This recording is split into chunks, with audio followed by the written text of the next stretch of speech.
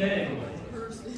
So everyone, this is going to be the last step in building the basic feature complete version of Chapter. It's going to be authentication. So this does. I don't think it works on Linux. I didn't plug in. Yes.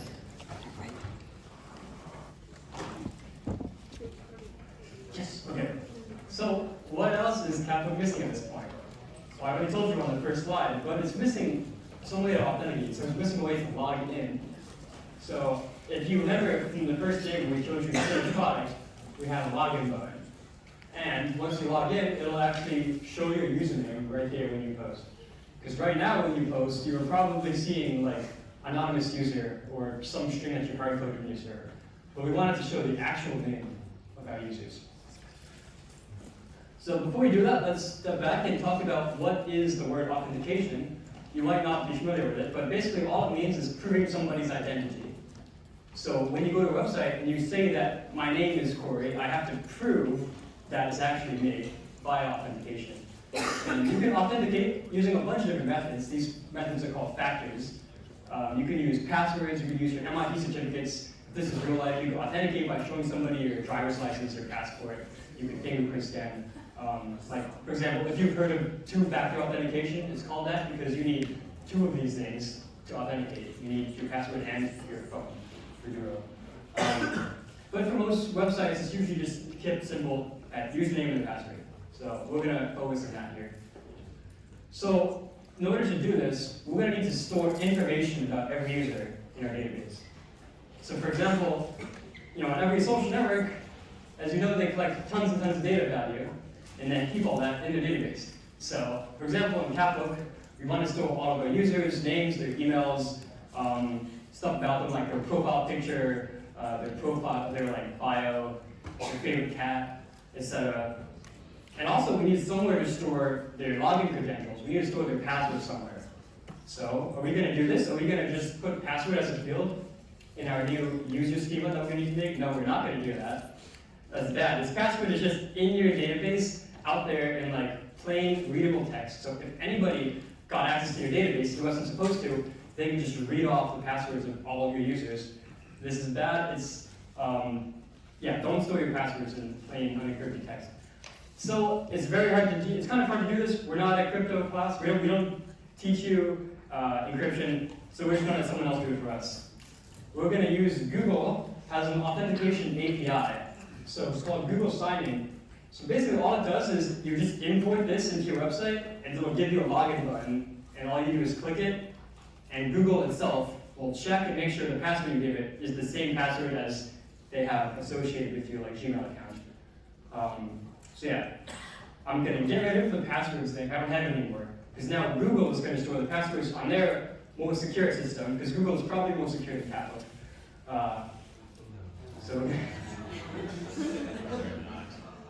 Is that true? Okay. So the way it's going to work is when we use the Google Sign-In API, we're going to push the login button, then a pop-up window is going to come up and say, enter your username and password, and it'll send it over to the possibly secure Google servers. The Google servers will check in their database if the password looks right, and if so, they'll respond to us saying, all right, checks out. So once that happens, we need to tell our server that we've logged in, because the server is interested in this information. So we tell the server that we're logged in, and then the server can put your user data in our database. We're going to make a new users schema, a new users model. We can update the information and then update, all their profile stuff. It'll give the user access to their user document. And then if you happen to give the wrong password, then Google will say that's wrong, and you won't tell the server that you're logged in. Or could you? Could you lie about it? If you had some kind of hacker, Google could say, no, that's the wrong password. But the client could just say, I logged in. They could lie about it. Because your front end is running on the user's computer. So the user has access, they can tamper with the front end on your local copy of it. And they can modify Capbook to make it lie about this. So that's kind of one vulnerability is that you never trust the user, you never trust what is going on the front end. Because the user could be malicious and they could try to hack it and do something like this where they lie about being logged in. So we need a more secure way to prevent this from happening. So what we're going to do is, now when we log in, if the login is a success, Google's going to give us a thing called a token, which is basically just like a certificate of proof that we actually did log in. So now, when we want to tell the server that we logged in, we need to give it this token to say, I logged in, and I'm not lying, see I have proof. And the server has the ability to verify if this token is legit. So we're going to use this new Google auth library to take this token, and the Google fancy magic API is going to look at it and see if it's actually real. And then give you access. And if you fail, you don't get a token, it's hard to lie about this, but what if you did? What if a hacker tried to fabricate some kind of token, some kind of garbage nonsense, and call it a token? Well, in that case, the Google iLibrary is going to know that this token was fabricated, and it's going to say, no, this isn't legit, and it won't give you access to your user documents. So, yeah, that's the basic general flow that the auth is going to happen. You don't need to understand all the details of it, but on a high level, I thought I'd give you this overview.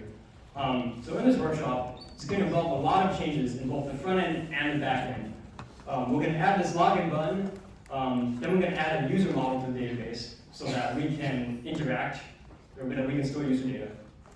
And then after we connect the front end to the back end, we're going to finish fleshing out our profile page for our users. So let's begin. Check out the Workshop 6 Starter Branch. Remember to get pull if you haven't done so already today.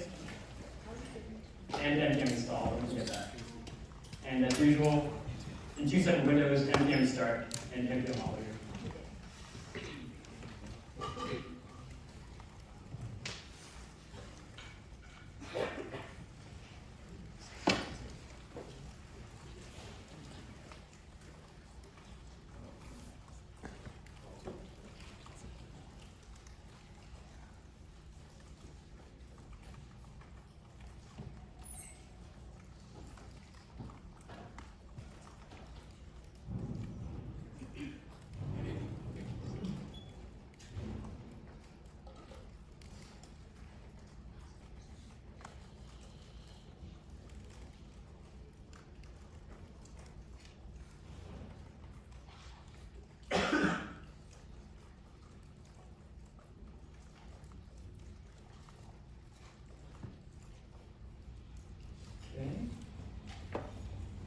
So it should be the same stuff we've been doing already, so I'm going to move on. So if you opened up navbar.js, should be one of the front-end files, you should see some new changes to it.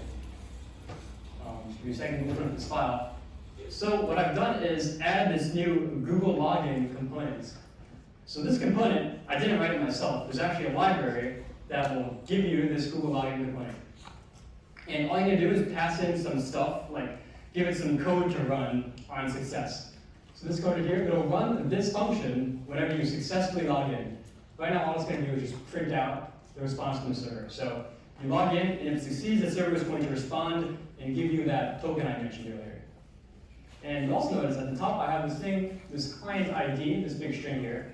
So what this is you need one of these to access the API.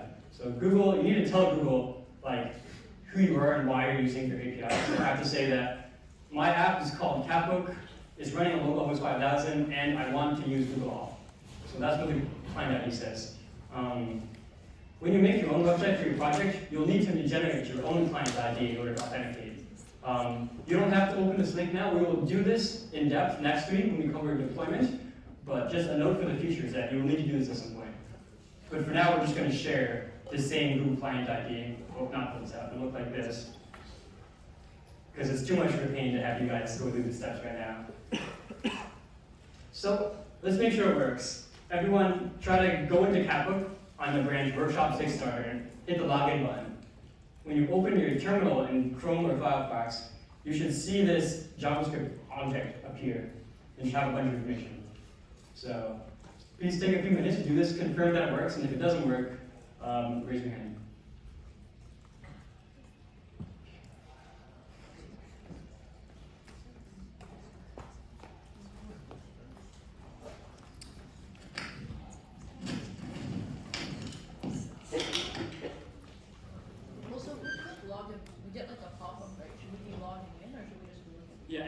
actually log in.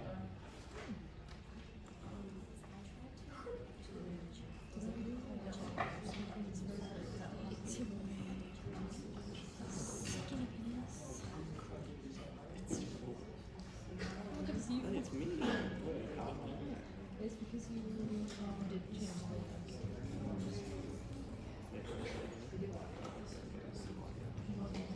log in again. Oh, are you reading?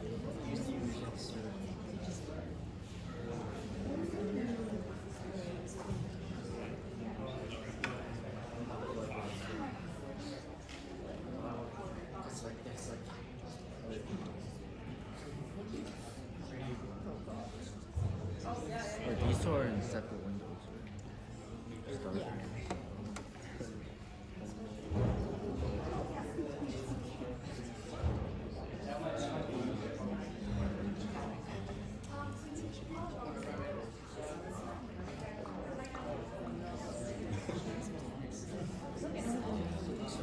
Also, like, what food can we get? It's supposed to be That's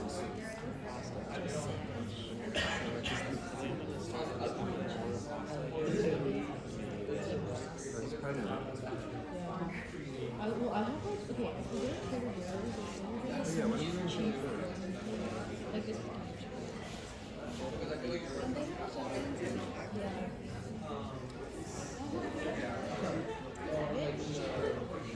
I don't, okay. And then like, it's really small. And also like the burger, it's not like it's like a little.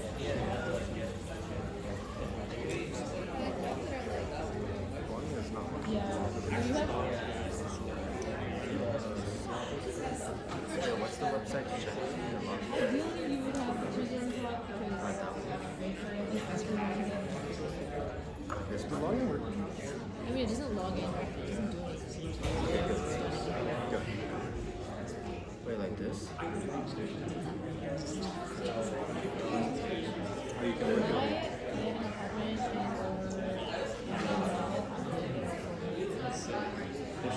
Wait, no, my friend I have to put in my own things, right? Yeah. she has two Oh, like you are. and she didn't get and she didn't get the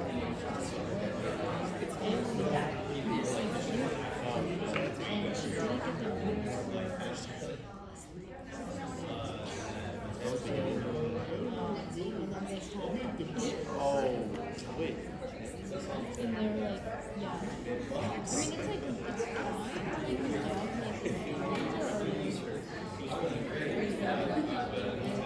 dog, like, it's like a problem for her. Yeah, she signed up for something. $750. That's actually not. That's actually not. Yeah, but they were just trying to get rid of them.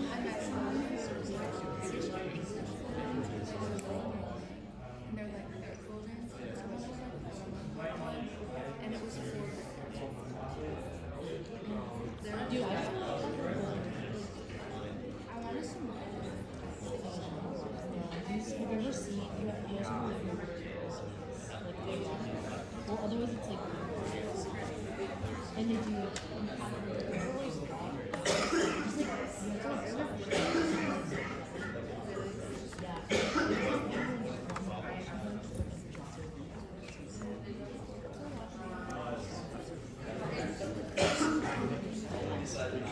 oh, mangoes are a lot more expensive.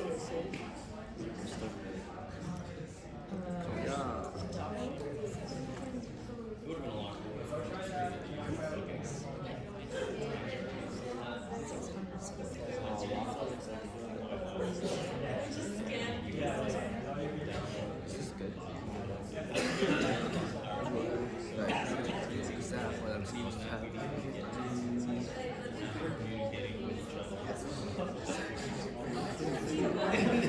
Are you aware? This is a good website. Is there a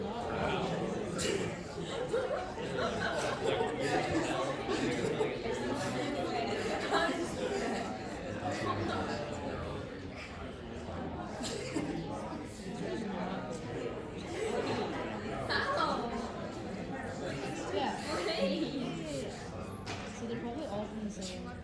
Wait, have you seen it? They're so cute. Also, I want an Australian. Have you seen this movie?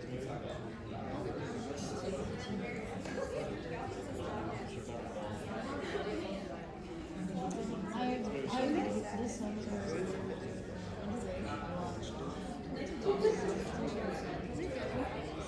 I watched. It's just like content. It's like the dog, There's two. anyway, it's like he's a little. It's so cute.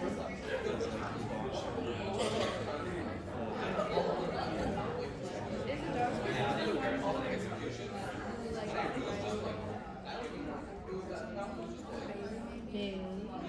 Yeah. With the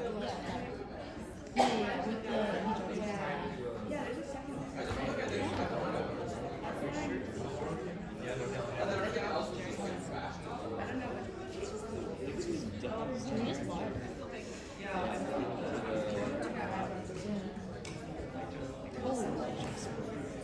Jasper's not expensive. Why is Jasper in J's so expensive? There's like a golden. They're white. People like the white. I don't care. Yeah, he's cute.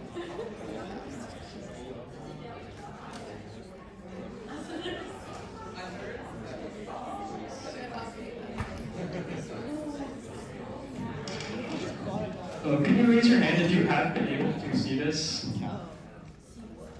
This object show. Okay, so that is like. If you still have issues, raise your hand and we'll come to you. And I'm just gonna keep Yeah, I going. have. Yeah, Office bound to having a lot of mysterious issues that are hard to debug. So we don't have time for all of it now because we have a lot of content coming. So if you have a login button working, we're gonna also try adding a log out button. So in appart.js, add a new component. It's gonna look basically like this. It looks very similar to login. The one difference is that instead of on success, it's on logout success. You'll also need to define a new function called handle logout and do something when you log out, like click a message to the screen like I logged out. Once you've done that, if you're inclined, you can test your React knowledge a little bit by making it a little prettier. So instead of having a separate login and logout button, only show the login button if you're logged out, and only show the log out button if you're logged in. Does that make sense? Yeah. So I'll give you some minutes to do that.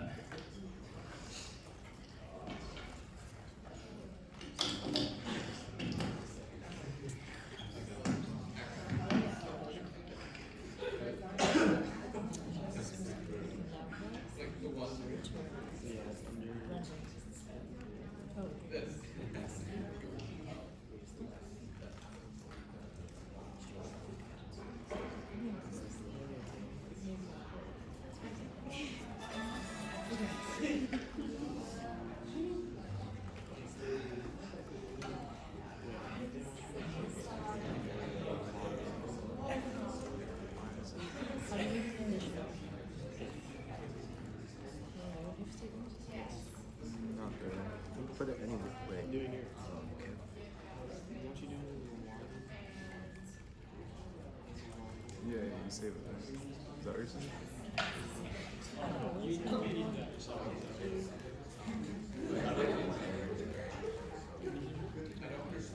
Oh, we're gonna get to that later. After Login button. Yeah, you don't make I don't know how to make sense.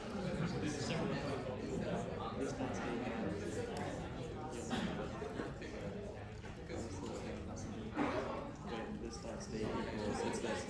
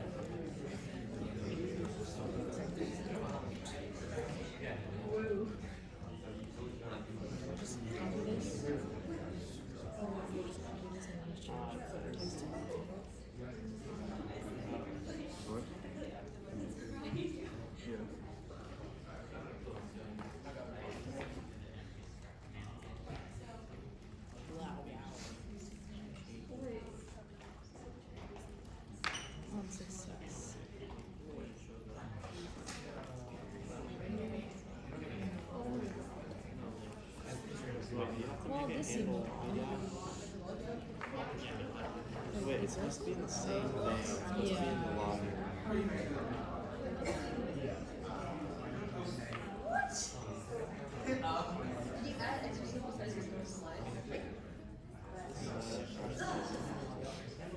Instead of variable logged in to React Slave.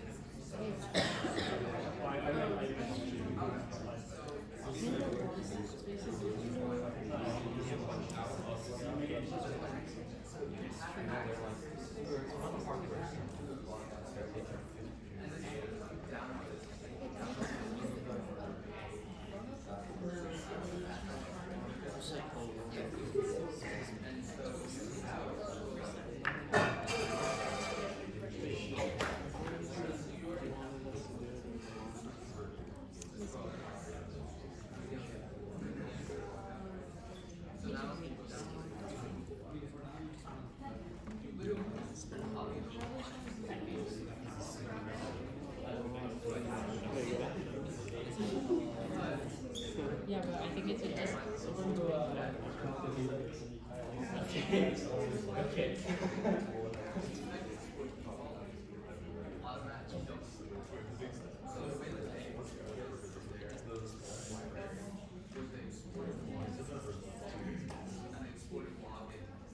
Is your login button doing well, I haven't gotten Oh, wait, did you say if? Did you make an if statement? Yeah. And you said In the if it's login, you change it to say login. Wait. Is he determining if it's a login or log out based on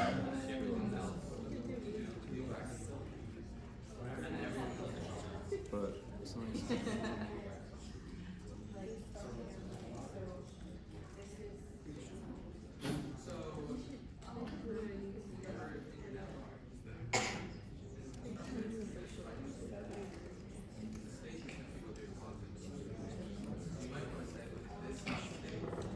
Who's been able to get a logout button that does something?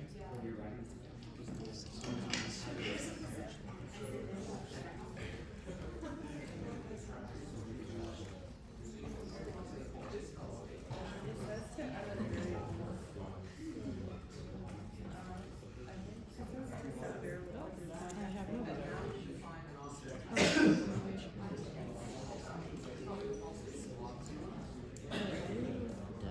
What?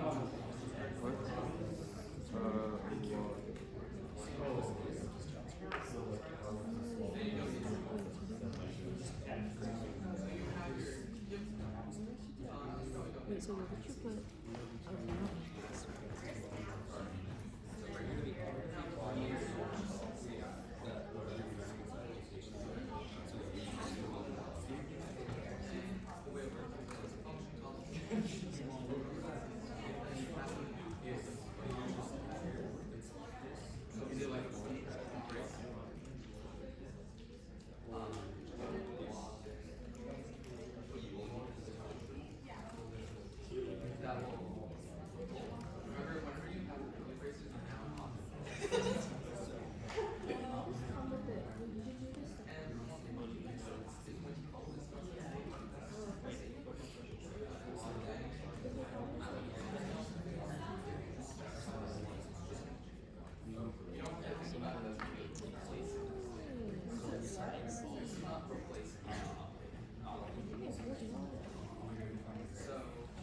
I'm lying against him. Not everything is busted.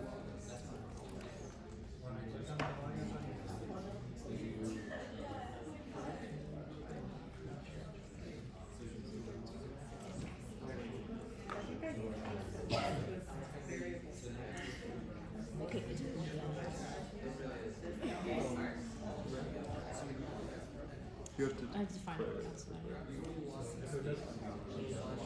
end up in constant.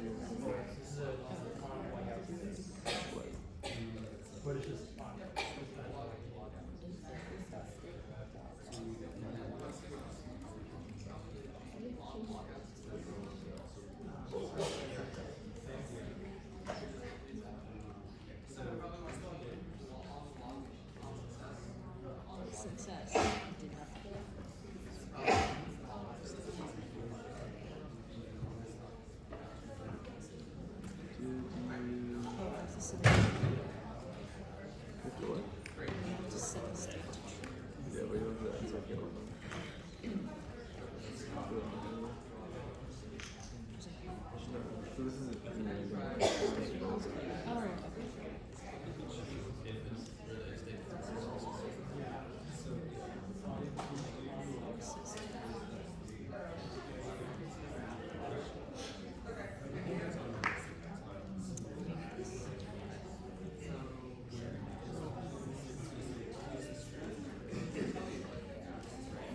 Just a heads up, we removed some stories and comments, i.e. all of them.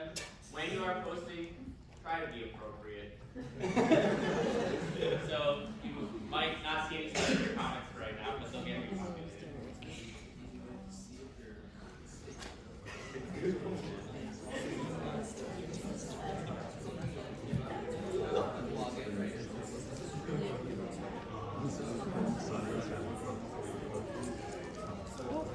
Log out. Okay, good. It's That's the same because, thing I have. okay, I think it's because this does not do what I want to do. I don't know Well, why. that also this just doesn't get called as far as I can tell. Oh, okay. Like I just put a random console log here, and it just does it. Okay, so oh, maybe it's because they're misspelling it. That'll do it. They misspelled it. And they misspelled it. Oh. I was really Hello?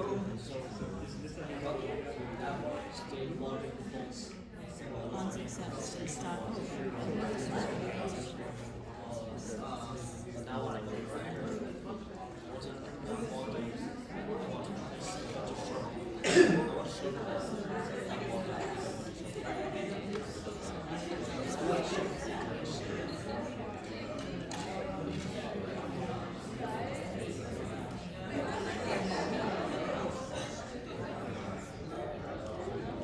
Oh, what does it have? Do you have a yeah, so you have this listening side of things now. Oh, like if.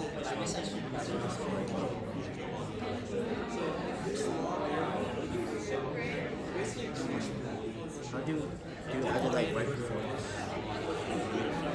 You want to do it before, once you're already in that, it's kind of stuff. So it makes it harder. Which is consoles.org response. Response was not. It doesn't even matter what the font is. Put it in the console log.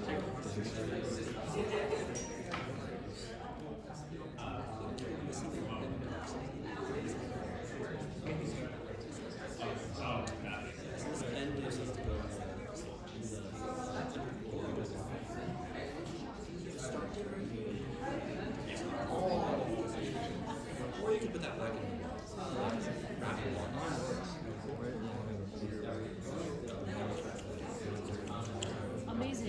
Yeah, I'm gonna show you a trophy.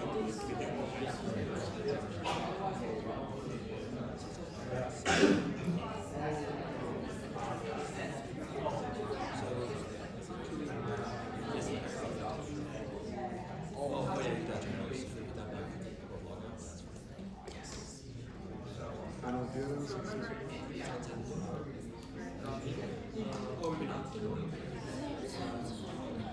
No, this is what I wanted to do.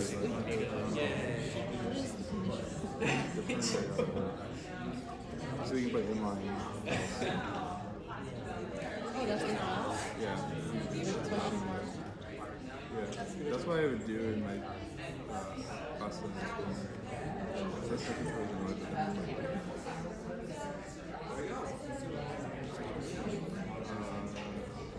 It's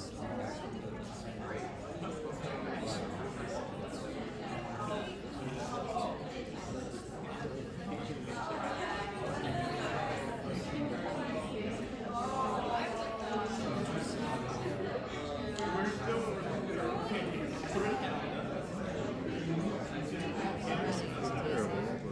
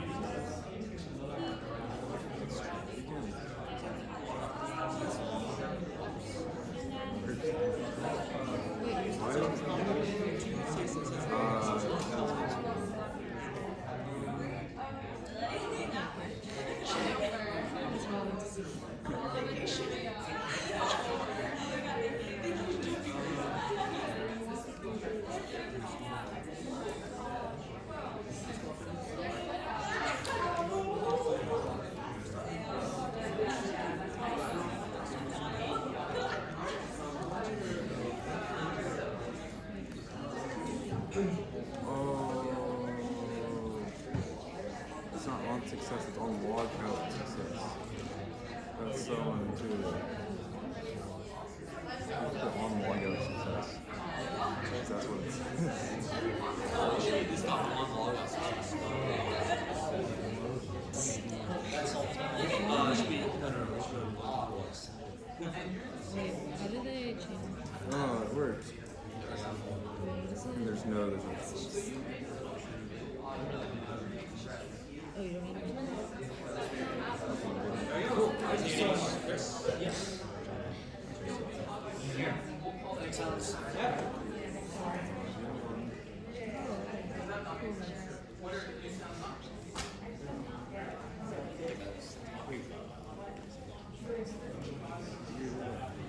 Wait, why is it?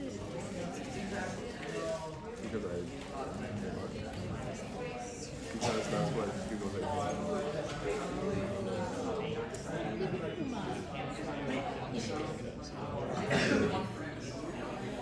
Oh, I didn't realize. Oh, But that's what I did. I didn't just know that. oh, yeah.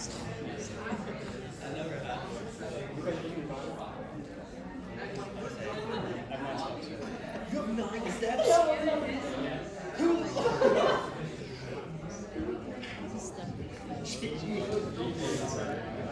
The young GG. I mean, I think the pace right now is correct. If you waited like, but like I don't have. You have a question? Alright, let me give you guys like another minute. I just have a lot of slides to cover, so. What?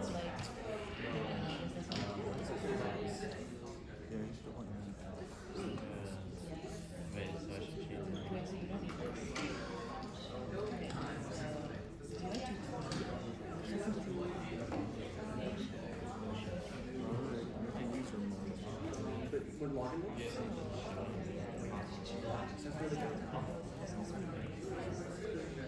Son of a biscuit, dude. Yeah, I did.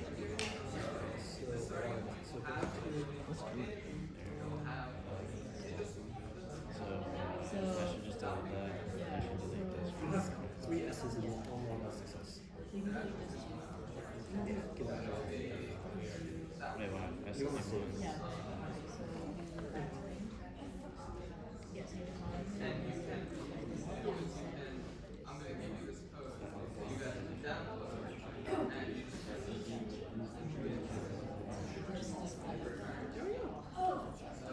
This your name is Kim.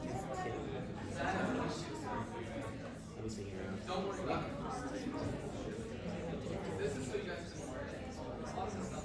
Here.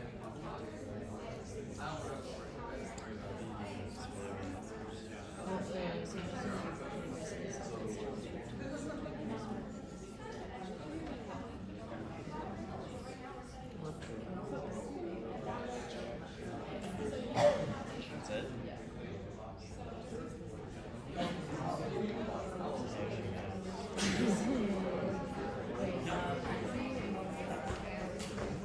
Or I think we're starting. Alright, I'm gonna move on because we have to follow this. If you have not gotten this work, I'm sorry.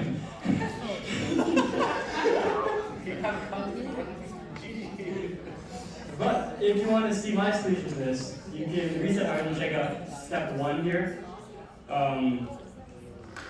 So I can show you my solution briefly. Check out.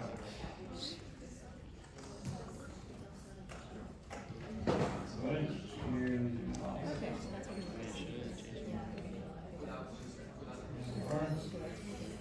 So I did this.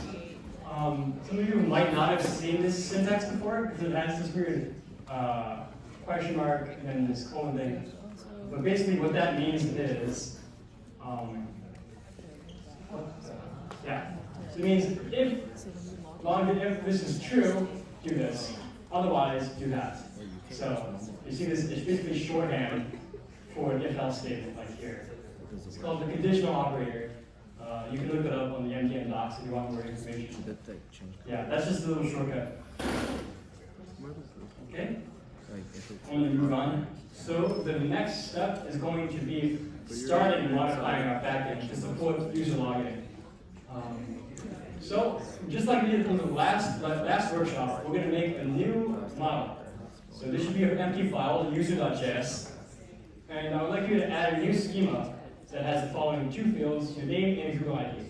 So what the Google ID is basically just like a unique ID number that Google assigns every person with like a Gmail.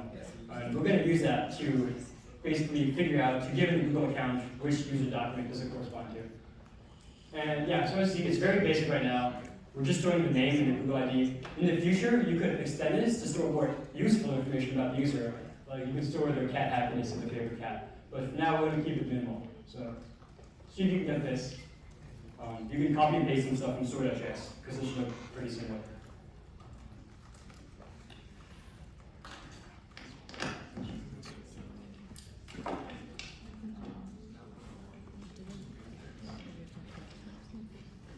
You'd have to create just copy this for open. It's under server, all this.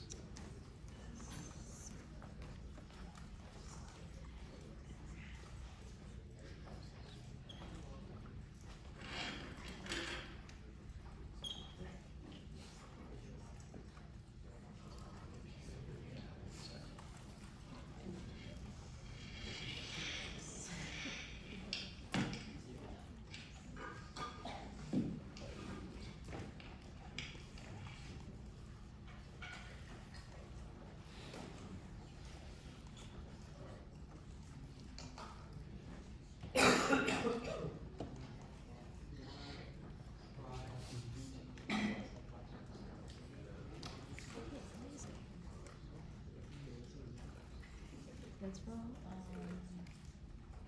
story.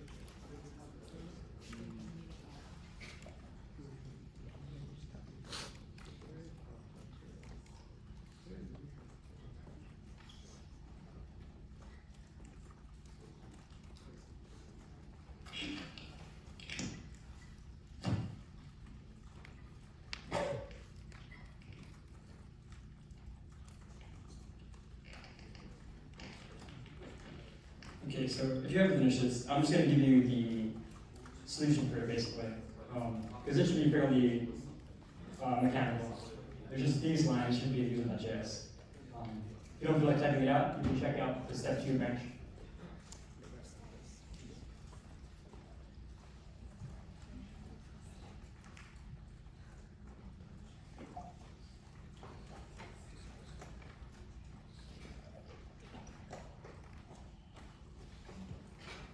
Alright, so if you have done git checkout workshop 6 step 2, you'll also find out, actually yeah, you have to check out this step because I'm going to give you some extra files that are going to make your life a little bit easier. Typically, there's going to be a new file in here once you check out called auth.js. And this file is basically like a little authentication library. So that is, library is a useful set of functions that you can use that will make your life a bit easier when dealing with Google Auth. So it has 3 main functionalities. The first one is it provides you this thing called login. It's a function called login. And what it does is it accepts one of those token things that you should get in that WD object, and it verifies if it's legit. And if it is legit, then it uses that user model that you created and inserts a new user into the database for that Google person. And there's another lockout button, which there's a lockout function. It's pretty simple. All it does is just just makes the server remember that you locked out. And there's a new feature that's going to be very useful later on. It's called rec.user. So once you install the auth.js library, you will have a new thing. So you have rec.query, rec.body. Now you have a third option, rec.user. So you can use this in any API route. And what it does is it provides you the user document that corresponds to the current logged user. So if you logged in and then accessed, for example, post/API/story, in rec.user, it would show your user document. It would show your name and your Google ID. So we're going to demonstrate more concretely what this looks like later.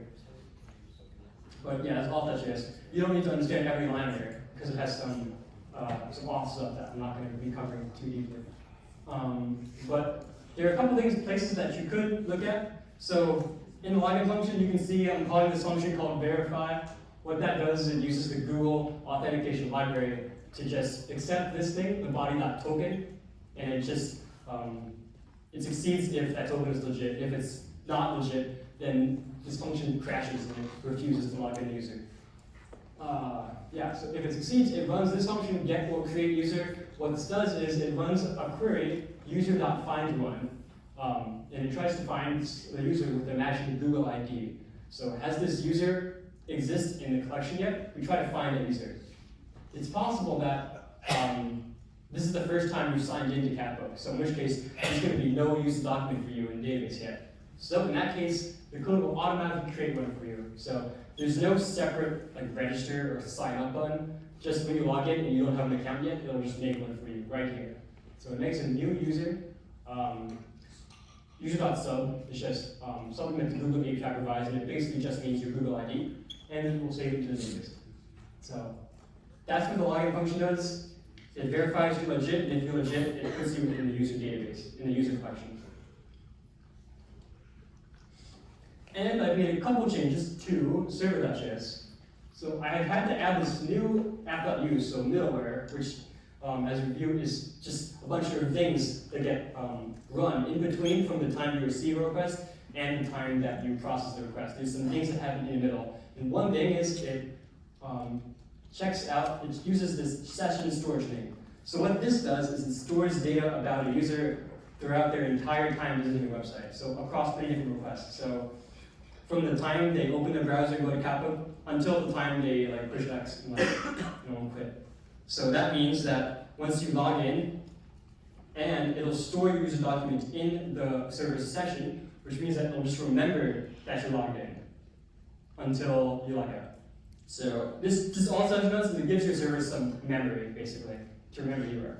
You don't have to understand the internals here. There are a few parameters which affect the defined details. You can look it up at the documentation I provided if you're so inclined, but it's not so important that you understand exactly how sessions work, because we're going to be, because that kind of stuff's already taken care of you. Yeah, in Auth.js. And then the line at the bottom here, all that does is it takes that auth library and installs it into your server.js by populating rec.user, which is assigning something to rec.user. So now we're going to try to hook up the front end to the back end. So to do this, we're going to have to add 2 new routes to API.js. You don't need to make the routes yourself, so you don't even have to write the rec res thing with the arrow. I've already provided it for you in these functions auth log and auth log out. So you can basically just copy and paste those 2 lines, and you should be all set. And then there's a front end component to this step too. You will also need to call these routes in navbar.js. So when you log in navbar.js, you want to send a post request to /login. It's a post request because we need to submit our login credentials to the server. So we're posting something to the server. Yeah. And don't forget, so this is the API specification. You're going to need to pass in a token when you call API to login from the front end. So you're going to pass the login token, and it's just going to, you can access it by just typing this. So in handle login, you got this res object, and if you access res.token object .id token, that's going to be the token thing that I mentioned at the beginning of the lecture. So yes.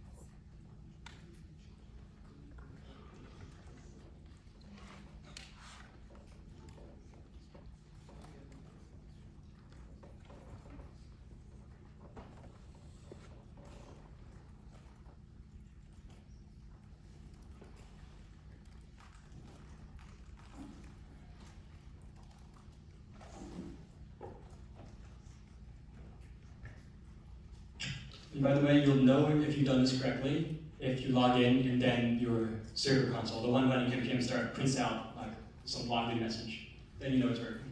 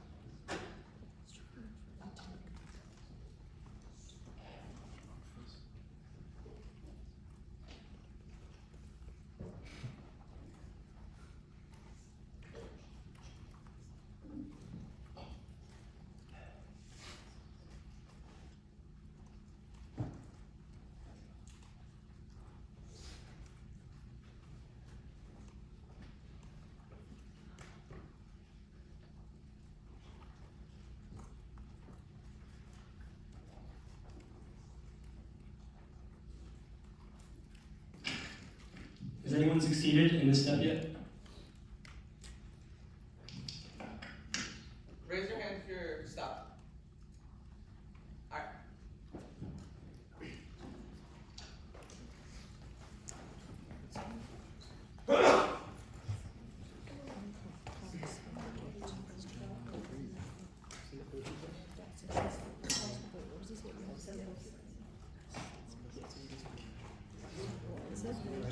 Look at example as an example of that is in the course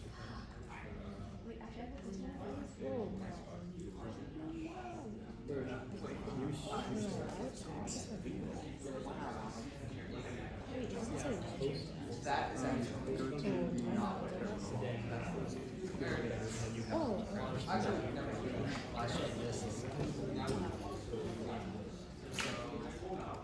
yes, you're going to post it request that way.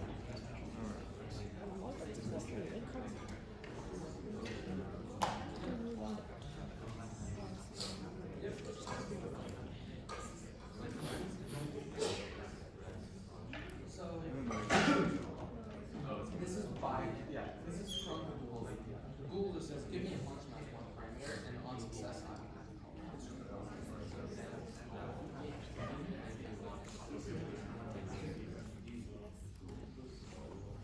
What?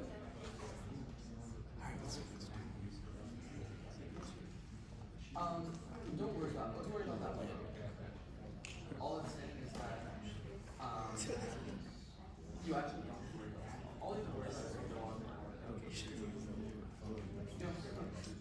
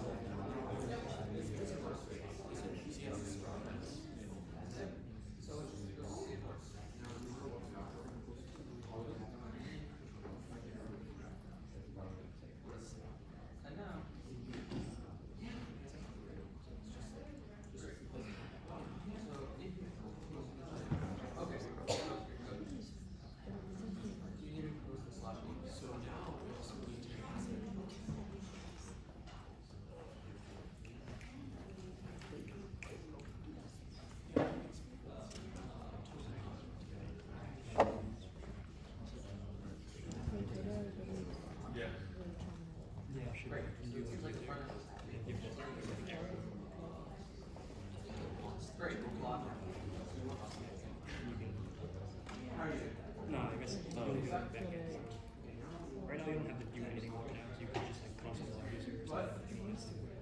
Save and check.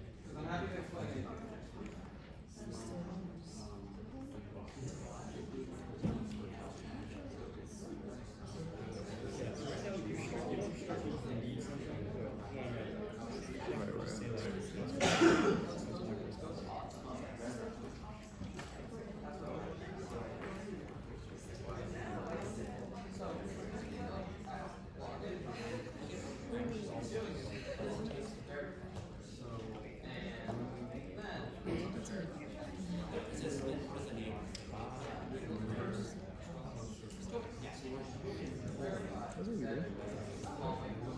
That's what I do.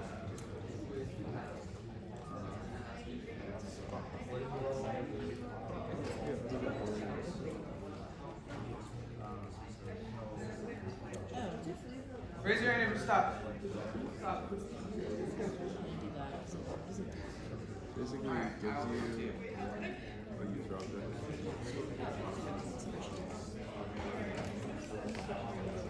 You also just doesn't just have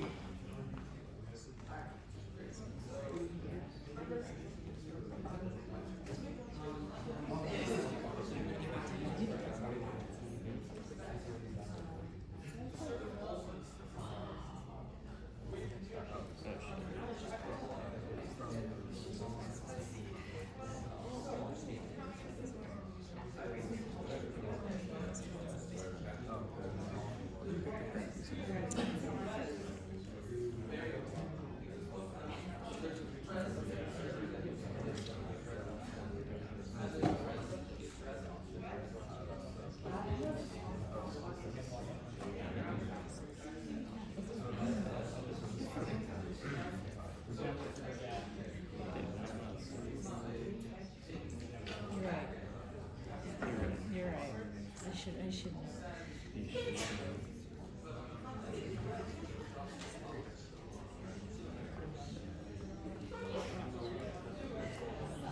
Yes, these are the steps.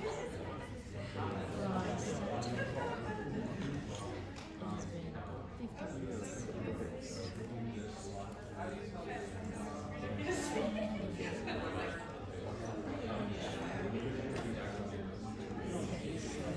50 minutes.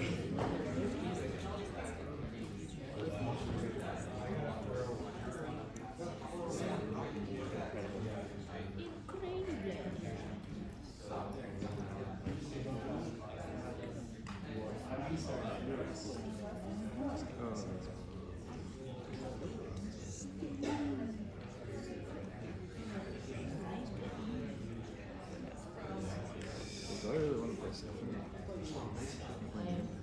Test. Just first test. Doesn't show who you are.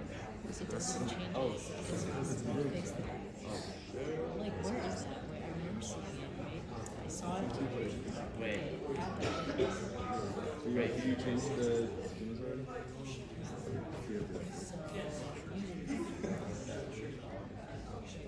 Mine is just along. It's here. That's the default. You fix your log thing? Yeah. Then just there's like log here. But then does it say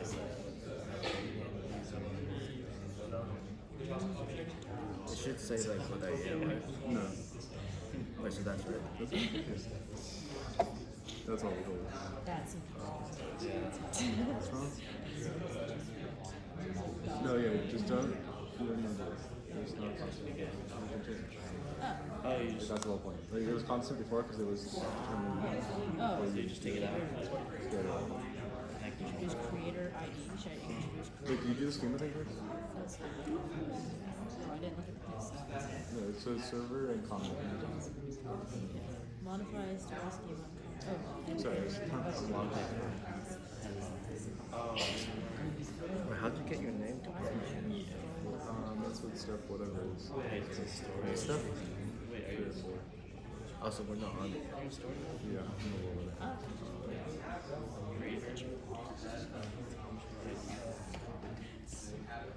What kind of uses an industry?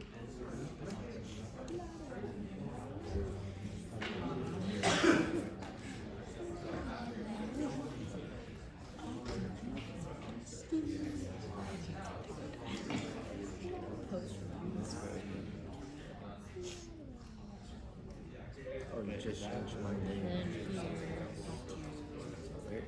trade history.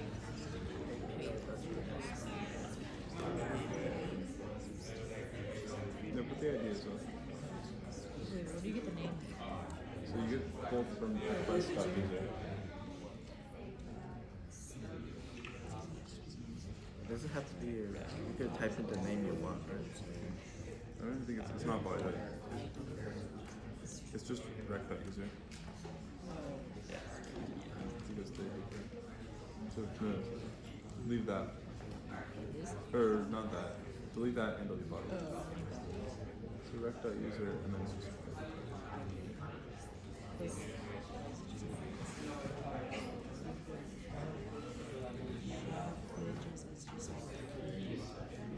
actually it's not just ID. It's Google ID. No, wait. Oh, I did Google ID, but they changed it. I just pulled their step and they changed it to ID. So maybe it's supposed to be. Did they change it? I did have it. Oh, yeah. That's what they wanted to link to the ID. So yes. So the idea is that you're referencing, so you're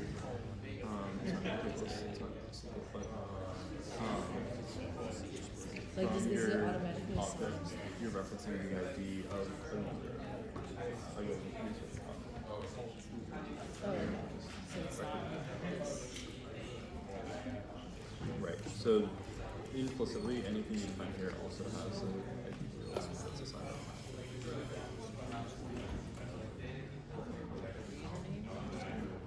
So this is just exactly what you specified. Because the ID is applied. Oh, okay, so that's like But can't you just change this thing? To your name. But then what if someone else logs in? And it's still my name. Yeah. So Wait, why is it Google ID? Why is it Google ID? because they want to use your own ID assigned to them rather than the Oh my ID god. that includes. That's horrible. Cannot read. That's bad.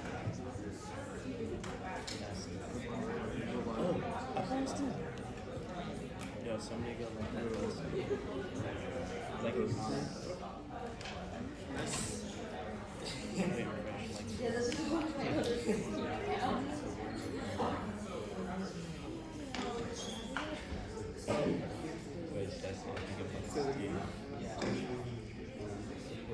Oh, comment failed. Internal service error. Yeah.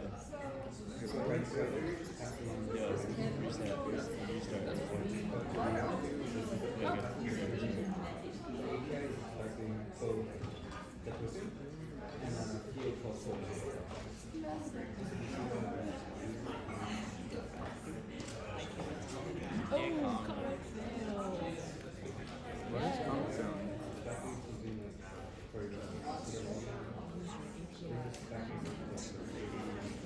Oh, maybe because it's fixed comments.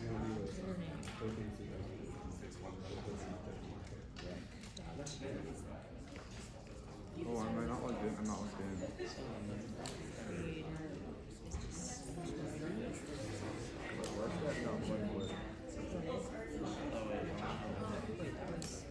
Okay, so now who has this working? Okay. Couple minutes. There we go.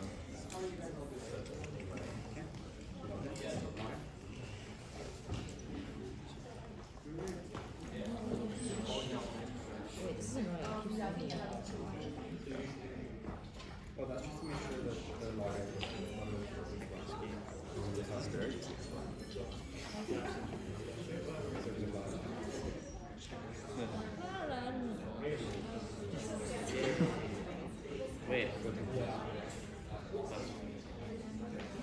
so far. Oh, no, Do you know why that has a red circle in it? Could be a column after. I need to change that. yeah, I don't wanna write it back. Oh, the rest was wait, you can say You just change. good. Oh, you can change your name. So you just say Wait, change your name. Oh shoot, my name's on there. No, but there. what's Derek Jones say?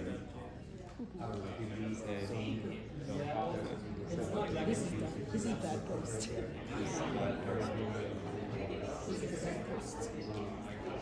Oh.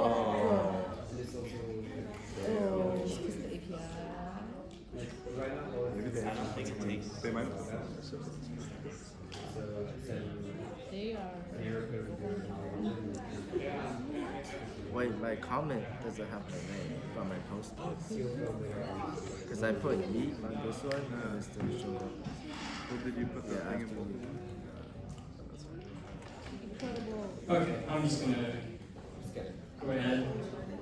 And if you check out workshop 6-step 3, you will see the solution for this. If you don't remember the post syntax from the previous workshop, it's post, then you give it the endpoint you want. And for every time you use, you need to apply a JavaScript object, where it is the name of the parameter, which in this case is token, colon, the thing you want to send, which is the token ID token. You don't strictly need the .then right now because we're not actually doing the value, but you can console log it if you want to just confirm to yourself that it's actually working. So check this out, and I'll move on to the next step. So the next step is I wanted to actually show your real username on the front end. Because right now it'll just say anonymous user or whatever hard-coded value you put in your server. So now I'm going to update it and actually use your Google's name. So this one, let's see. Yeah, so we're gonna, this is right. So what first we're gonna do is add this, is modify the schema. So we're gonna also need a new creator ID name for every post and story. So this isn't like strictly necessary for this step, but we're going to need this when, in the next step, we're gonna make it so that once your username shows up, you can click on it and it'll show you your profile page. So that means we're gonna need to store which user every post is associated with. So that means in every post, we're gonna need to store the creator ID of the post. So please add this new field to the story and comment schemas so that for every story we can track which Google user posted it. Then update the post routes for story and comment, and we're going to be using rec.user to do this. So instead of what it is right now it just says creator name is just my name, which is just some hard-coded string like anonymous user. We're going to replace this with like rec.user.name to get the actual name. And also add the creator ID field. So creator ID is equal to the ID from rec.user. Yeah, the underscore ID field. So you can add these fields, oops. Spoiler alert. And then, yeah. So once you do this, whenever you post a new story or a new comment, you should see your actual name show up if this is working correctly. Raise your hand, you're stuck. By the way.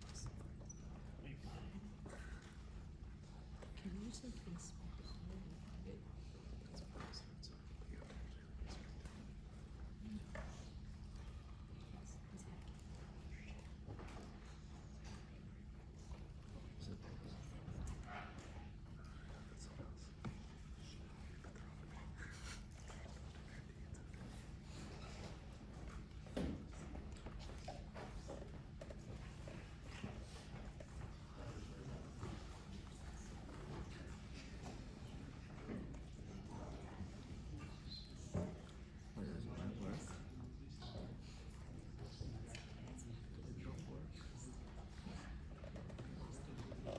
Oh, it does work. It's just like a 5 second delay for some reason.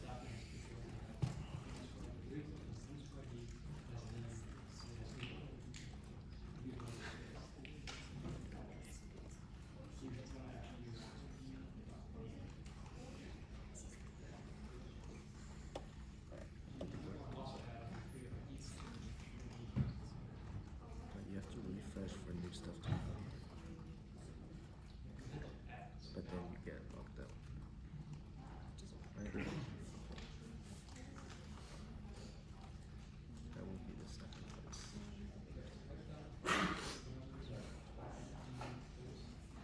Josh, no.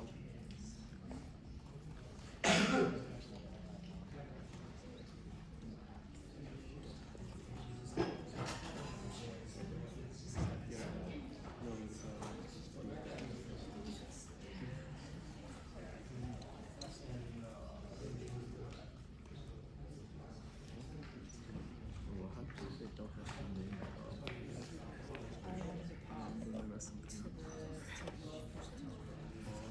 I'm not sure if this one is every time you fix it, I have to log in. That's how they did it on it's not working.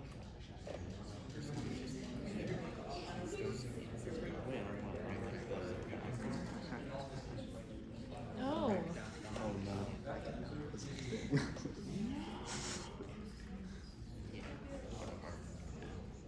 It can't.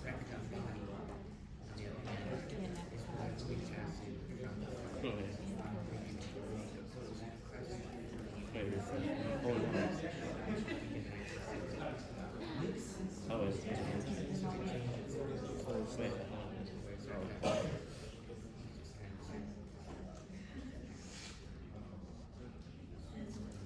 we're supposed to put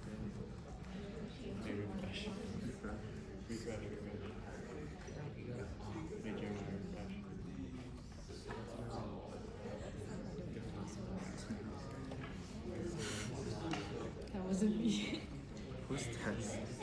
Who played themselves test? That was really good. Nah, it's just, And then like test tank.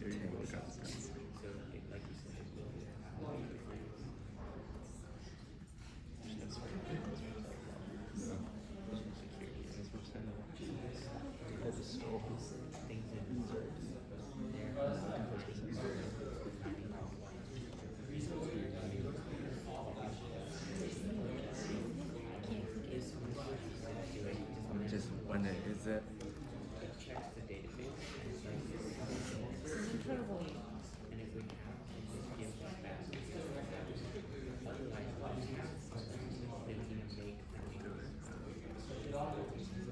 Wait, how did you like find your realtor?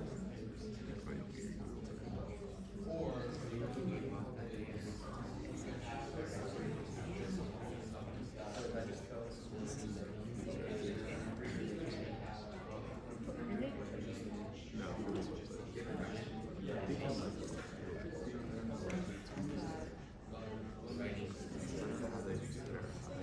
They generate new one. Wait, how the hell did you use Daniel's thing? Did you expect to see? What is this one?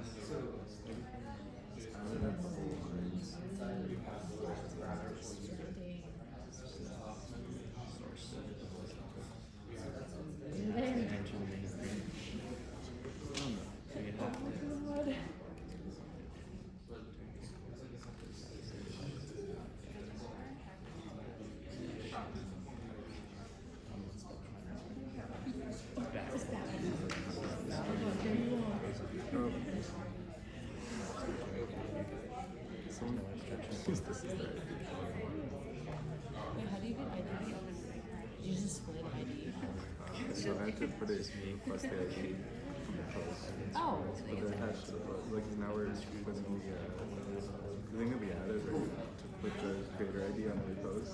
Yeah, so you can just print it. Oh.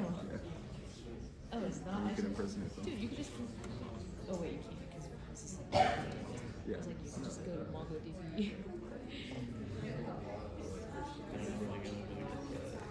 Is there any place? I've been hacked.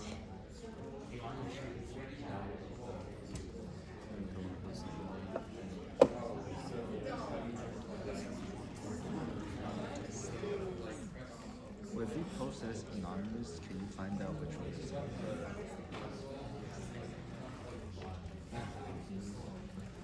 Oh, he did post it.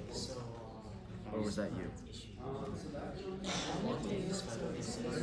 So usually when I log in, it's So, my login state doesn't persist. So it's like, yes, It's like it could be. I want to say log. so you I want to say log.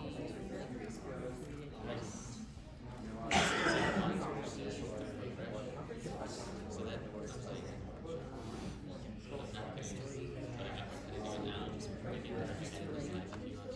If you change this to like someone's name, does this override the bottom? So there's a difference between what you're displaying and what everyone else is displaying. Like you can display whatever you want, but what you actually save in the database is what everyone else will see. So they will still see my like actual name, even though I changed this. you just change the creator name. Depending on what you send to the database. Like scroll down. When you're posting your user creator. What? Are you actually using an ID or are you just using a string? No, I'm also using oh, so in feed, yeah. In feed. Wait, what? In the card, right?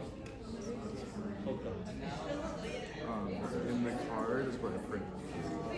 But I actually got it. Hopefully got this right. Oh wait, you're actually supposed to. Oh, to make the this is fine. To make actually what you're supposed to do. You want to do the next step?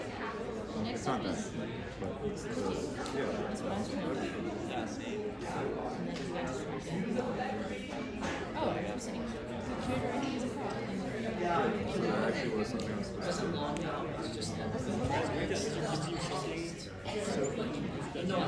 If you one of these documents, his name ID is also an underscore ID.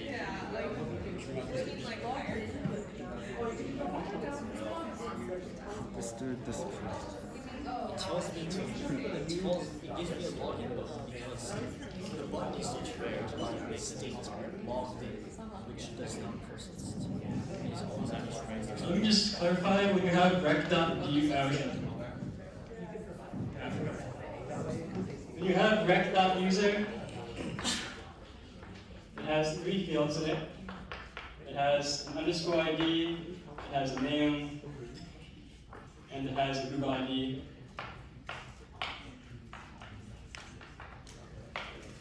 We want this one for creator ID and this one for creator name. So you can access this by doing rec.user._ID. Do rec.user._name, or not underscore, rec.user.name. So if you're confused on that, that's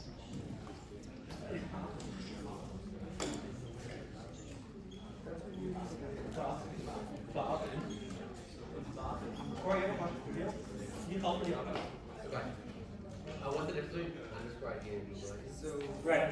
That's good question. What are you talking about? ignore that. I'm learning to read. So this is different. So Google ID is the ID associated with your Google account.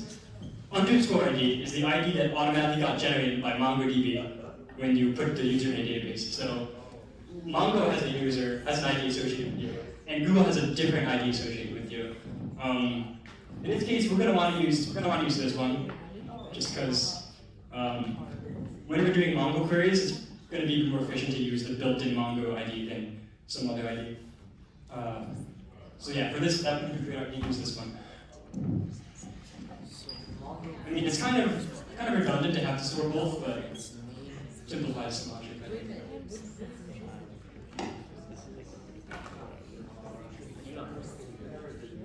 is the first time we do this.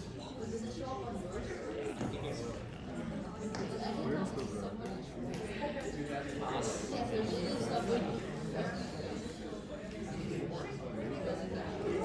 No, this is the front. Yes, sir. Okay, I'm gonna walk through this step, and then we're gonna, yeah, try another time.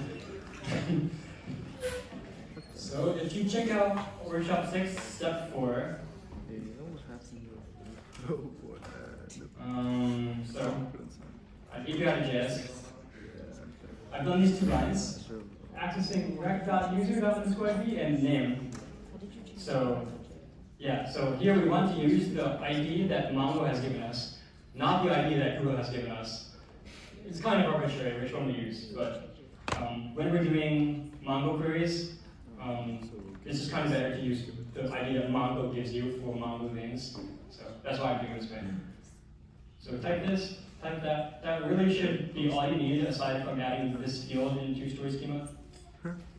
And yeah, so that should be working if you have checked out step 4.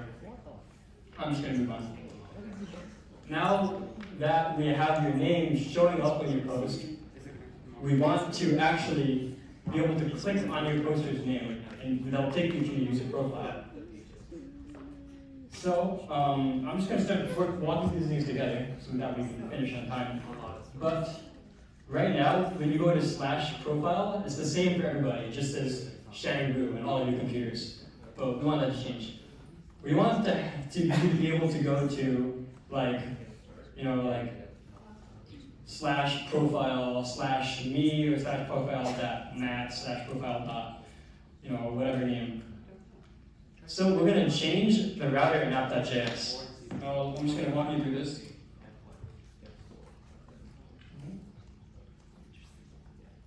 App.js. So I have the same profile. I'm going to change this to profile/:user ID. So this is a fancy syntax here, and it just means that the colon means that this is a variable. So we're going to encode a variable into the URL. So for example, if I did /profile/query, then this would see the variable query and assign it to user ID. And then we can access the user ID as props in the profile component. So I'm going to show you how that looks exactly.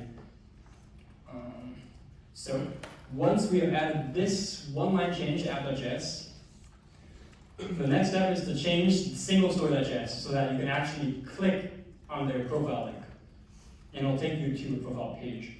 So let's take a look. So single-story.js. Right now we have the creator name right here. It's just a span. We can't click on it. It's just a normal span. We want to add a link component around it. And what is it going to link to? Well, it's going to link to, is this a syntax word? Yeah, link to, then you give it the URL. Let's do like /profile/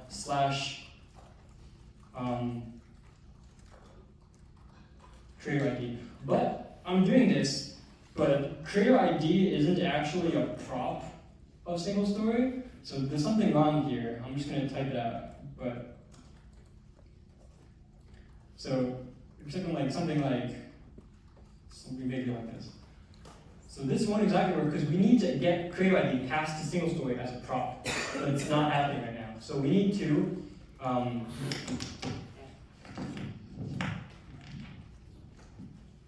pass it down as props. So if you look at feed.js right now, so if you remember our component hierarchy is like feed, which goes down to, I believe, card, which goes to single story. This is going to get a creator ID, and it's going to need to pass it down as props to card, and down and again as props to single story. So, so this is how you do it basically. So, I will have the story object, and the story object now is going to contain a creator ID because we added it to our post API. So let's add it here. So I've added this. So now we're going to take the story creator ID out of story object and pass it into card as a property.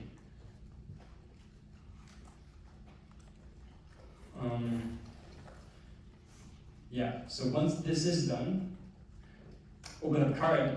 So card now has a property like creator ID. So that's great. Now we need to pass it down one more time from card into single story so that single story can access this variable. So this one more time, creator name goes to creator ID, and then this goes to ID. So this is passing it down as props. So let me double check again. So we're taking our props and passing it down again one more level into single story. Okay, so let's open up single story.js. And now we pass in as props. So this line should actually work now. This is risky because I'm trying to live code and it's probably not going to work.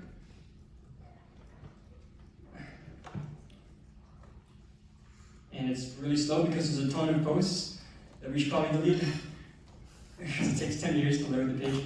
But you'll see there is a link now, everything. I didn't apply the right CSS, but there is a link. And clicking on it will take you to a profile page. So right now, it still shows channel view.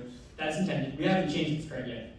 But if you look at the URL in the top left, it's /profile/ this stuff. And this stuff is the Mongo_ID of this top user that I clicked on. Oh, this is so slow. There's so many words. Okay. Big noise. Alright, and then we're going to, so that's it. So if you wanted to try to do this on your own, you would have to make sure that you submit a new post before doing this, because there's going to be some really old posts that were submitted from before we added creator ID. And for those old posts, it's just going to give an error when you try to click on username, because those posts were added before we added support for this feature. So something to keep in mind. So you can get the change that I just typed in by checking out workshop 6, step 5. Usernames should be clickable for any recent posts that were added to the system. Okay. Oops. I have 10 minutes to cover 5 steps. That's not happening. No, you should just continue. It's fine if you go and I think. Yeah. Don't worry about trying to end it. Alright. I'm just gonna start walking you guys through these steps so that we can at least see what's going on. So as I just showed you, clicking on username does take you to a profile page. It does have a cool URL, but the name's not right. We need to access user.name from within profile.js. So I got my profile.js over here. I got this name. I want to replace this with username or something, but where is this variable coming from? We don't actually have it yet. So we need to ask the server for the name of this person. Okay? So in order to do this, so currently, profile.js, because of the fancy thing we added to app.js, it now sees user ID as a variable, and it will be passed in as a prop. So you can have this is now a thing that exists because we passed it in from the React router in React.js. So we have the user ID, but we don't have any other information about the user, like their username or their user profile picture, their bio in the future we want. So we're going to add a new endpoint that will let you ask the server, give me the information about the user with this ID. So in API.js, you would have to add a new thing. Am I on the right step? Let me actually check out. Check out.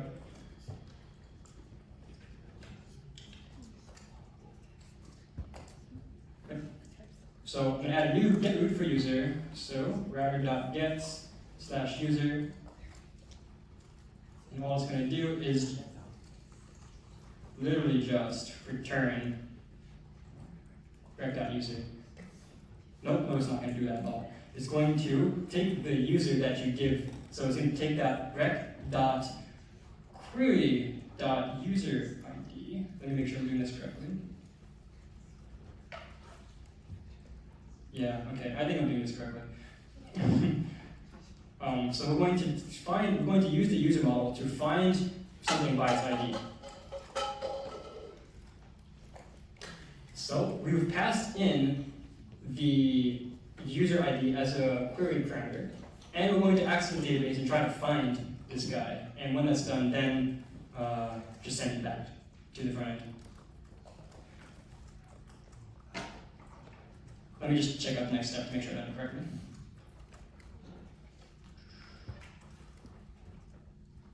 Where'd it go? There it is. Yep, same thing. So this, yeah, that's what this does. It takes as a parameter the ID of the user, and it returns the user document. So, just give you a minute just to process this. Ask any questions. Yeah.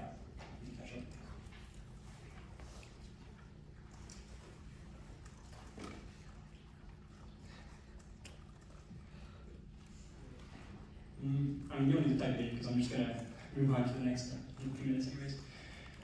It should be like this. Yes.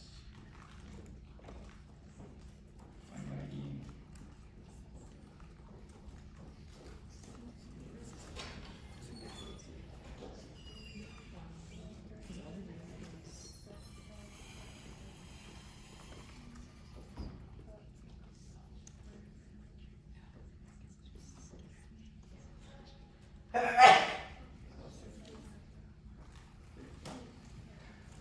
Okay. Yes. So I'm moving very fast. Usually you get the the high level general details of what I'm trying to do here. But yeah, so as I said, due to the new fancy routing thing that we've done, user ID, because it has that colon there, that denotes as a variable, so it's going to be able to be passed into profile.js as a prop. So, in order to actually use this, I'm going to open up, what is it called? This is in profile. And call, it's already in here, but call get API/user, and pass it in as a parameter here, this stuff. So, this is the user ID that was passed in as props from the React driver. And then I'm just going to take it and just dump it in the React state so that we have access to it. This way, when I go down to display the username, I can just access this.state.user.name. But there is one detail that I should add, is this thing right here. So, for example, let's get rid of this and see what happens.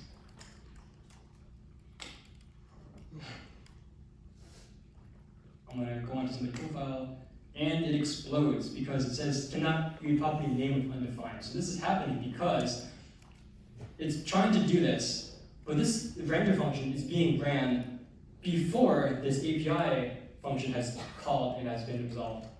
So that means user this.state.user doesn't exist yet. So it's going to explode if you try to access it here. So that's why I need to add this stuff here. If user is not defined yet, just print out some loading thing. So, see, it's like you can see in the corners it's loading really briefly as it loads the page, and then it shows. So that is what I'm doing. So you can check out these changes. I'm not going to have you guys type them anymore. Just check out Workshop Stack 6. You can see these changes to profile.js. It's going to be basically these 3 lines, or these 3 statements.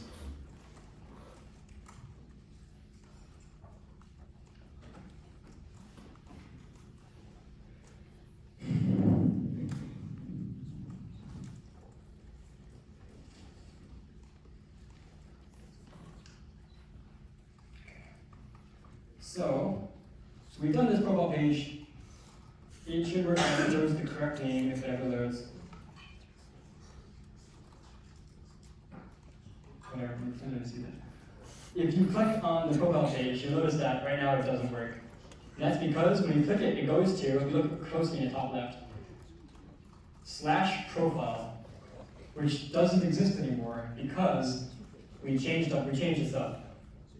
Now instead of going to /profile, you have to go to /profile /something. So I need to put my user ID in here. So when I click on profile, it takes me to my profile.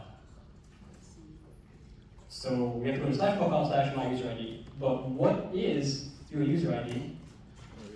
This is something else we need to store in the React state. So I'm going to make sure I'm checked out to step 6. And then wait to state in the state. Nav.js. When we logged in, I'm going to set state. User ID is equal to user._. So I've assigned the user ID in state. Gonna do the same thing once you log out. Once you log out, set it to like null. And that just wipes it out. So now it doesn't exist anymore.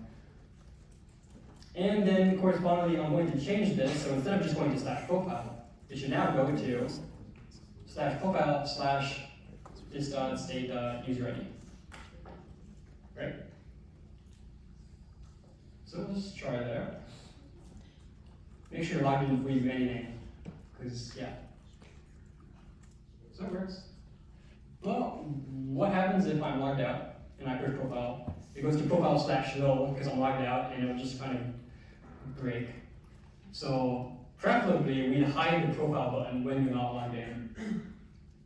So I can do this. I'm going to show you a fancy shortcut for this. So if user ID is defined, so basically I'm going to say like if user ID, then I'm going to display this stuff. There's a shortcut for this though. It's using this fancy JavaScript modern syntax. It looks like this. Let me type it out first and I'll explain. It looks like this. Basically what this means is, it's really compact shorthand. It means if this.state.userid like is a thing, then render this to screen. Otherwise render nothing. So it's pretty handy. It's kind of like the ternary, the conditional operator syntax, but it's for when you don't have an else, basically. So now that I'm not logged in, it doesn't show up my profile. And when I log in, it's going to magically appear. Okay, good. Yeah, so I've done that. It kind of works.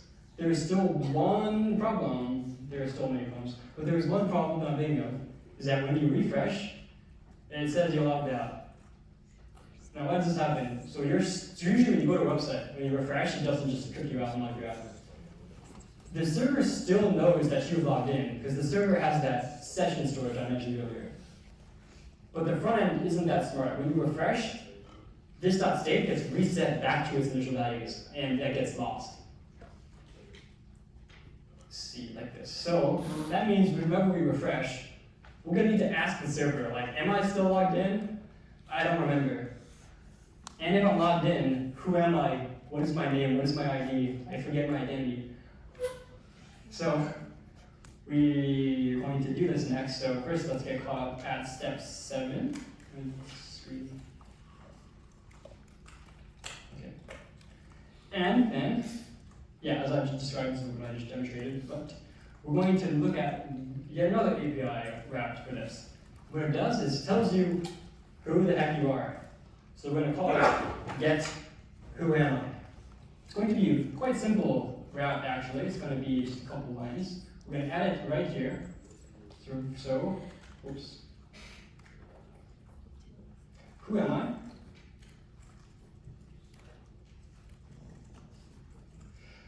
If we're logged in, so if rec.user exists, that's what it's saying. If rec.user exists, we're going to send it.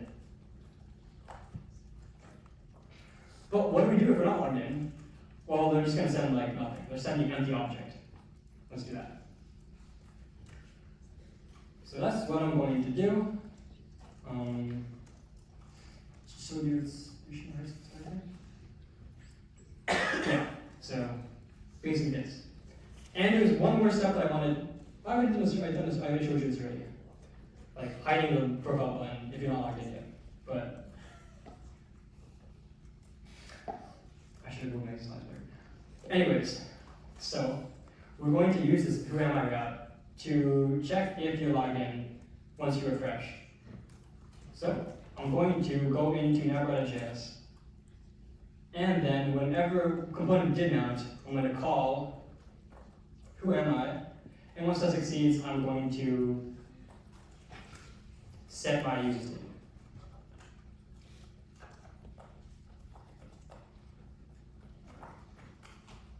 So keep in mind that this happens whenever navbar gets like remounted. So whenever you refresh, this function will be called again.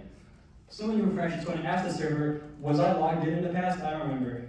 And it's going to respond, and you're going to set the user ID here. So I apply these in step 8.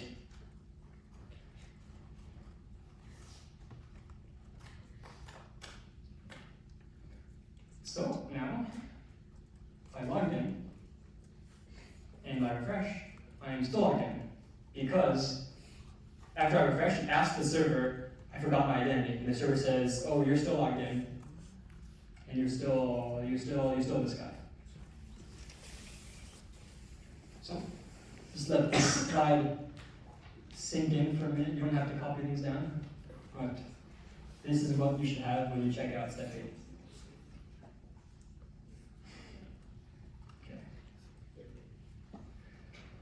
Great. So we have that. We can log in, we can check our profile page, we can refresh and we're still logged in. There's just one last problem. The problems don't stop. Is that when you're not logged in, you can still try to post a story. Of course, if I did this, it's going to catastrophically fail. As you can see right here, it's going to blow up and say that, who the hell is this? I have no idea what's happening, help me. Because I tried to post a story, it is trying to access rec.user.name, the rec.user.id, but nobody's logged in. So rec.user is undefined, and it's going to freak out and not be happy. The solution for this is to just hide this field, and you hide all the comment post boxes if you're not logged in. So this way you don't run into this error anymore. Now, the way we've set this up, this is kind of a pain, actually. So what we're trying to do is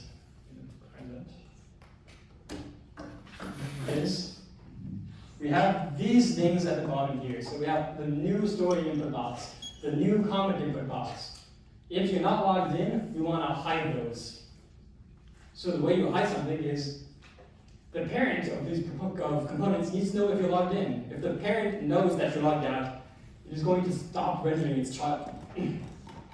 So we need to pass the am I logged in information down as props, down to these components. That's a pain. That's going to take a while. So what if I just called like API/whoami there and there? That's pretty easy, right? Now if I did that, this thing instantly knows if I'm logged in or not because it asks the server. And then we also have this guy here too, who's also currently calling whoami because we typed that in the previous step. This is a problem because you're calling API whoami everywhere.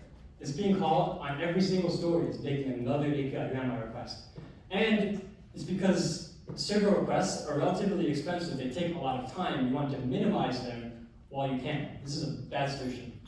So what we want to do is we want to just call API.whoami one time. So if I want to call API.whoami one time, then pass it down, it's going to trickle down through the entire application as props. In order to accomplish that, we're going to move it all the way up, lift it up all the way to the top level, to app. We're going to lift this state up to app.js, which is going to call whoami. And it's going to call the login stuff. And it's going to receive the user ID and trickle it down using React props to all the other components. So this way, you only need to call the API call once and then the magic of React props, which will pass them down to all the other components like this. So this is actually kind of a pain, because right now we've been writing everything inside of navbar.js. So we have whoami, login, logout, all that stuff is in navbar.js. But I just said I want to lift this state up into app so that we can trickle down as props to everything else. This is a pain. It involves rearranging. So I've done it for you. We're not going to have time to do this. So just check out step 9. And all I've done here is taken all that code that we've written in navbar and just basically copy and pasted it into app.js and then passing it down as props into navbar. So this is important. So this kind of is important to consider when you're designing your React apps. It's pretty important to think ahead about what your component hierarchy is going to look like. Because the way I've been designing it, I realized I put myself into a dead end, like, oh god, I gotta rearrange my code now to make it do what I want. So in order to avoid that, make sure you cleverly design, don't skip out in the design phase. Make sure you draw out your component hierarchies and make sure that everything makes sense. But sometimes rearranging your code is kind of inevitable. So yes. So check out the step. I've done this for you, which lifts the state up into app.js. So now, we're going to walk through this together, but now that app.js has the user ID, we're going to make it pass down to the comments block so we can hide new comment. Yeah, so I'm just going to check out this one, which completes. And I'll show you what I've done here. So I needed to change, so app.js. You can follow along here. I have all the handle login, handle logout, who am I've moved it all to app.js. It's being passed down to navbar as props. So navbar has all that stuff that it needs. What I'm going to also need to do is pass the user ID down into the feed. And then feed is going to need to pass it down right here. So I grabbed this thing here. So it's going to add this check. This line wasn't here before. So it's going to check if the user ID exists. If it does exist, we're going to display add new story. If it doesn't exist, we're going to display nothing. Now we need to do the same thing for the comment input box. So as you recall, the comment input box is down all the way at the bottom of this hierarchy. So I'm going to need to do a lot of prop passing. So card has its prop, and it's going to pass it down into comments block. User ID is equal to this.prop, user ID. Comments block. Now received the user ID as a prop. So now that it has access to it, it can hide the new comments thing whenever it wants to. See, so if user ID exists, and if only if it exists, we're going to display the new comment. So if I take a look at this, you'll see that this box is gone, this box is gone. But if we log in, it'll set that user ID state in React, and it'll trickle down to all the components in your hierarchy, and it'll be reloaded like this. And now I can pose.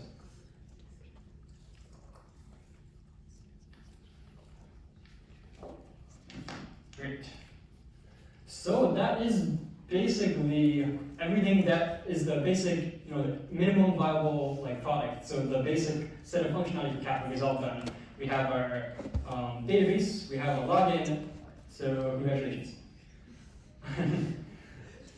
But yeah.